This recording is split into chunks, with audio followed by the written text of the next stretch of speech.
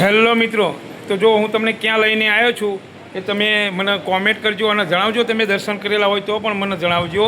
તો ચલો હું તમને અંદર મંદિરની અંદર લઈ જાઉં. જો મિત્રો, આ છે રઢુ ગામનું કામનાથ મહાદેવ.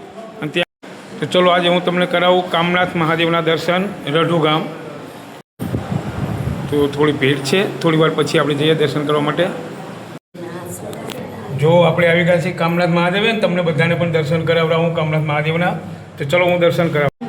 જો કરો દર્શન અને કોમેન્ટમાં ઓમ નમઃ શિવાય લખજો, હર હર મહાદેવ લખજો.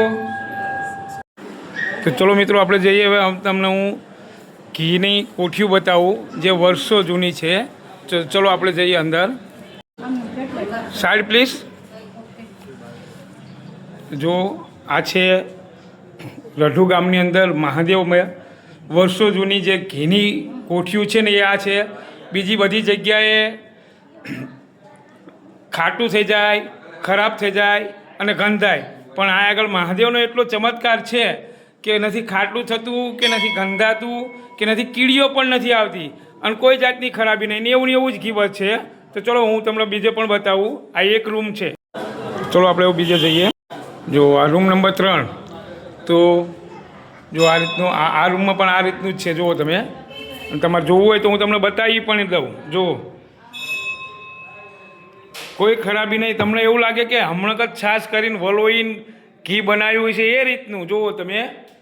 અને આ આગળ માત્ર ને માત્ર કોઈ માનતા રાખેલી હોય ને એ ઘી છે બધું. તે કોઈના કામ થયેલા હોય અને જે માનતા રાખેલી હોય એ લોકો માનતામાં એમની શ્રદ્ધા પ્રમાણે, શક્તિ પ્રમાણે ઘી રાખેલું હોય કે મેં આટલું ઘી કાટલું નહીં, એમને પ્રમાણે જાય.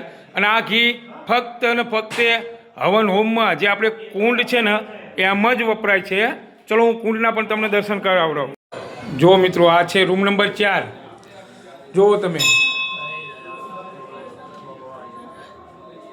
ચલો હું તમને બીજા ઘણા બધા દર્શન કરાવડાવું. તો જો મિત્રો, જે કોઈ ઘી છે ને એ આની અંદર અખંડ જ્યોતમાં જ વપરાય છે, બીજા કોઈમાં નહીં. જુઓ તમે. આ અખંડ જ્યોત જુઓ, ચાલુ જ તે 24 કલાક. જો આ છે અખંડ જ્યોત.